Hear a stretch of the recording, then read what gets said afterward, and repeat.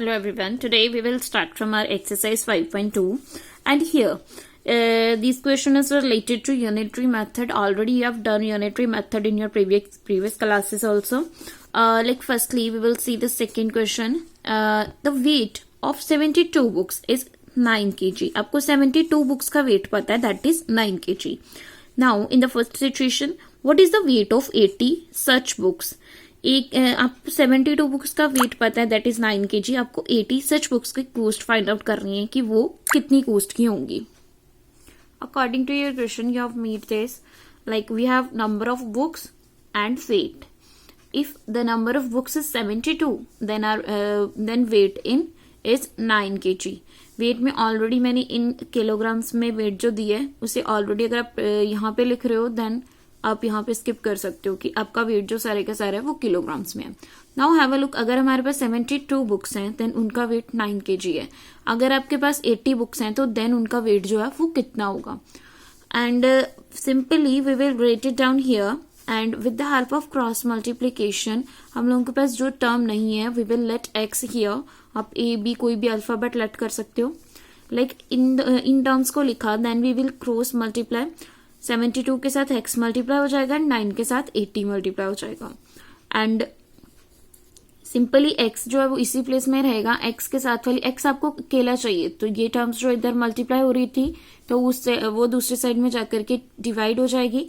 Divide करने के बाद आपने कटिंग करनी है. कटिंग देखो आपको मैं अगेन बता देती हूँ. 72 9 1 9 9 8 72 एंड 8 और 80 की जब कटिंग हो गई 8 1 8 8 10 80 you will get 10 here. The value of x is equal to 10. So the weight of 80 books is 10 kg. आप इस क्वेश्चन को दूसरे वे से भी कर सकते हो. लाइक आप लोग को वेट पता है 72 बुक्स का वो जो है 9 किलोग्राम वेट है.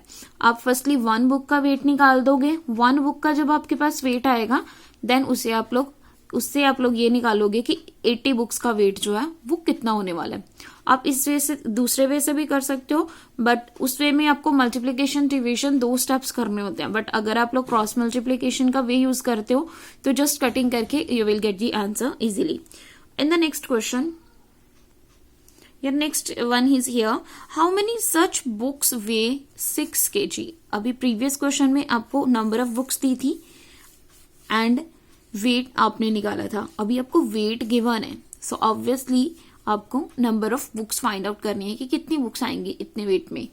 Then with the same one 72 and 9 is same. The condition first equation is same. Like यहाँ पे जो आप लोगों ने बॉक्स बनाया था आप इसी बॉक्स को भी एक्सटेंड कर सकते हो. Doesn't matter. यहाँ पे भी आप ये लिख सकते हो कि अभी हमारे पास number of books find out हमने करनी है तो हमने कोई और अल्फाबेट ले लिया है एक्स को अलावा एंड वेट हमें पता है दैट इज 6 किलोग्राम. ओके तो ये आपको पता है ये आपने फाइंड आउट करना है. तो फर्स्ट इक्वेशन तो आपको ऑलरेडी गिवन दी है तो आप उससे अगर सेपरेटली भी बॉक्स बनाओगे तो ऑब्वियसली आपको पता है 72 एंड 9 इज गिवन एंड यहाँ पे आपके पास ये नंबर्स आ गए हैं. Then similarly we will use a cross multiplication method for this also. 72 over 9 and here y over 6. जब आप क्रॉस मल्टीप्लाई करोगे 72 के साथ 6 मल्टीप्लाई होगा एंड 9 के साथ y मल्टीप्लाई हो जाएगा in that condition. Okay and here आप लोग इस टर्म को लेफ्ट साइड में भी लिख सकते हो एज इट इज भी सॉल्व कर सकते हो. 9 जो है इधर मल्टीप्लाई हो रहा है आपको y अकेला चाहिए y की वैल्यू चाहिए सो ऑब्वियसली ये जो 9 मल्टीप्लाई हो रहा है दूसरी कंडीशन में जाकर के क्या हो जाएगा divide. And now we will just cut it out. reduce करना है इस टर्म को and you will get 48 books. okay here देखो रिड्यूस करने के बाद जो आपके पास टर्म्स बच जाती हैं देन उन दोनों टर्म्स को आप लोगों ने मल्टीप्लाई करना होता है. इसकी कटिंग एक बार मैं अगेन आपको बता दूं. 72 एंड 6 था हमारे पास न्यूमरेटर के प्लेस में एंड डिनोमिनेटर के प्लेस में 9 था. इन दोनों को हम लोग 3 के टेबल में कट कर सकते हैं. 3 2 3 3 2 6 एंड 3 3 9 एंड हियर ऑल्सो.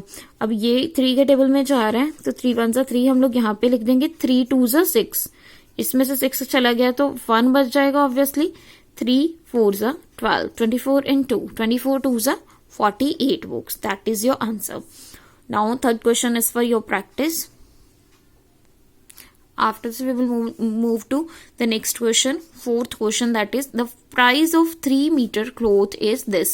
आपको 3 meters जो क्लोथ है उसका प्राइस पता है वो इतना प्राइस है. 3 मीटर अगर आप कपड़ा लोगे तो इतने का आएगा. Then we have to find the price of 15 metres of such cloth. Same kind का आपने क्लोथ लेना है एंड लेना अपने 15 मीटर्स है. तो देन उसका प्राइस क्या होने वाला है. Just have a look. आपको देखो ये इन दोनों टर्म्स में क्या क्या गिवन है. एक तो गिवन है जो क्लोथ है उसकी लेंथ कितनी है तो प्राइस कितना होगा. अगर लेंथ आपके पास क्लोथ की 3 मीटर्स है, ठीक है, तो उस कंडीशन में प्राइस आपका होने वाला है 79.50 इन रुपीज. यहाँ पे आप ये भी लिख सकते हो इन रुपीज में आपको प्राइस गिवन है. अगर आपके पास 3 मीटर्स क्लोथ है तो देन उसका प्राइस ये होने वाला है. अगर आपके पास 15 मीटर्स क्लोथ है तो देन उसका प्राइस आपने खुद फाइंड आउट करना है कितना होगा. फाइंड द प्राइस ऑलरेडी लिखा है आपके पास. फाइंड अपने प्राइस कर आपने फाइंड आउट करना है कि प्राइस कितना होगा. Now have a look. Simply we will write down the question same as it is like 3 over 79.50 and 15 meter over x. And here we will use the cross multiplication method.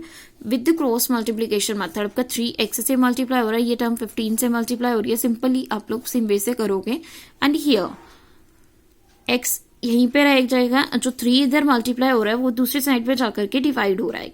ठीक है, divide हो जाएगा. तो then देखो आपके पास ये decimal है. Decimal के केस में आपने क्या करना होता है, यूजुअली डेसिमल को ओपन करना होता है. सिंपली पॉइंट लेकर के आपने कंफ्यूज नहीं हो जाना. Will just simply open it. आप दोनों इस पॉइंट को ओपन करोगे. पॉइंट को ओपन जब आपने करा तो देखो पॉइंट के बाद 2 टर्म्स थी तो obviously you will put 2 zeros here. तो देन आप इन दोनों की रिड्यूस कर दोगे. रिड्यूस करने के बाद 0 0 से कट हो जाएगी. 3 5 15 and then you will get 2 terms 795 and 5 here and then in the denominator place you will get just 10 and here.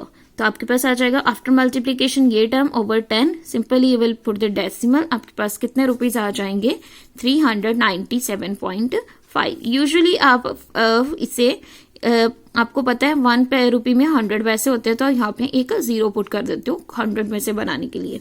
ठीक है, वैसे भी आपको ये चीज क्लियर है कि पॉइंट के बाद आप लोग जीरोस लगा सकते हो. अगर आप नहीं भी लगाओगे in that condition also your answer is correct. Okay. In the next question, a train runs at the speed of this kilometer per hour. How many kilometer does it run in 7 hours? अब देखो आपको train की speed पता है and कितने kilometres वो चली होगी कि अगर वो 7 आवर्स तक कॉन्टिन्यूसली चली है तो. ठीक है, अभी देखो सबसे पहले आप ये देखोगे आपको स्पीड पता है एंड टाइम आपको गिवन है. तो अभी आपको कितने किलोमीटर्स चढ़ी है ये तो डिस्टेंस फाइंड आउट करना है, कितना डिस्टेंस उसने कवर करा है. तो then firstly you will write all the situation. Speed of the car is this much, time 7 hours, distance कितना कवर होगा. अभी देखो स्पीड का एक बेसिक फॉर्मूला होता है speed is equal to distance over time. कभी भी किसी भी चीज की स्पीड फाइंड आउट करनी है ना, आप ये देख सकते हो डिस्टेंस कितना कवर करा है एंड टाइम कितने में कवर करा है. देखो अगर आपको यहाँ से कोई भी आप डिस्टेंस ले रहे हो, अमृतसर तक जाना है, अगर आपने पता करना है कि आप किस स्पीड से वो पर्सन कार चला करके गया होगा या बस चला करके गया होगा, कैसे फाइंड करोगे. आप सबसे पहले ये देखोगे कि अमृतसर तक का डिस्टेंस कितना है एंड उसने उस डिस्टेंस को कितने टाइम में कवर किया, whether it is 1 hour 30 minute और 45 मिनट्स, जितने भी टाइम में उसने कवर करा है.